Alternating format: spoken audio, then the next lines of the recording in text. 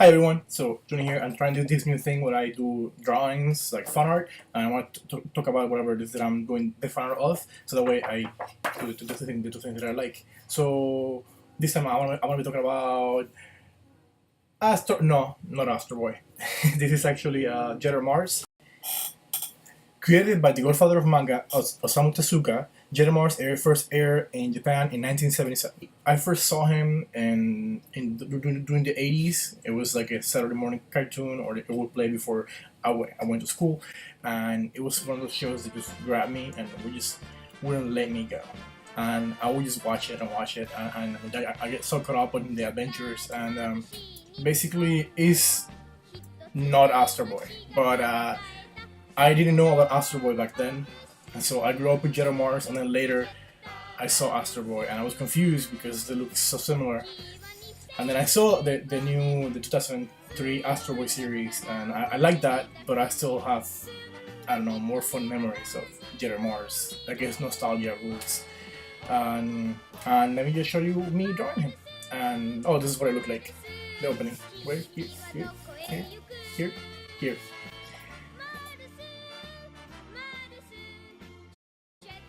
So what I'm doing here is that I have a layer with just gray, and then I'm gonna go in there and do my darks and my lights, my highlights and my shadows, and then I already have a color layer with all the colors to it on top, and I will do that as an overlay layer.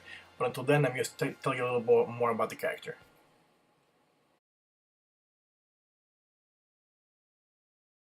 So there was something about Jet Mars, or how I knew it, Jet Marte in Spanish. There was something about it that it was always very tragic. There was a lot of fighting in the show, and there was always robots fighting robots. There's a vampire episode, and it was tragic. I guess Osamu Tezuka liked to go dark because Disney wasn't dark, so that was kind of his thing. And I remember an episode where there was this little robot girl, and she needed batteries to stay functioning, but she was an older model, and the type of battery that she required got discontinued, and she because they took too much energy, and Jet was giving his energy to her so she could go to school and basically have a life. And that ended with that little girl dying, and the way she died, or she stopped functioning, was she did a couple of turns on a gym bar outside of the school, and then she stopped functioning and she was upside down. And as a kid, I was just bawling my ass out at that moment.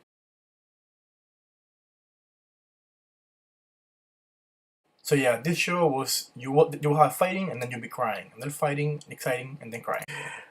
Good time. He also had a little baby brother, kind of like Astro Boy had a little sister. He had a baby brother, and his name was I don't remember what his name was, but he would always say Macarucci. That was his catchphrase, Macarucci, Macarucci, and it was just hilarious.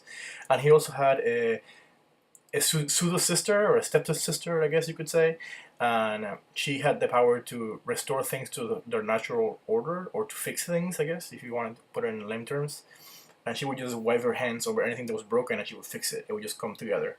And there was another thing about him is that he had two dads. If you think about it, he had the scientist that made his brain, and the scientist that made his body. Kind of like it was very similar to Astro Boy, but I don't think he was made to replace a child. He was made as a weapon originally, but the brain was so advanced it made him into like a kind person.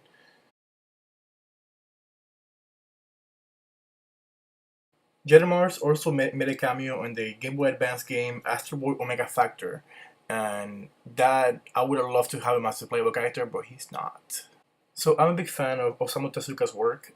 All of the Adventures of Unico, one of my favorites, also Astro Boy and the Phoenix Sagas. I'm here. I'm done with the coloring, and as you see, it looks okay. I mean, I think it looks okay. Let me know what you think, and if you want to check out my art page, the link will be below. And please subscribe, and I'll see you guys soon.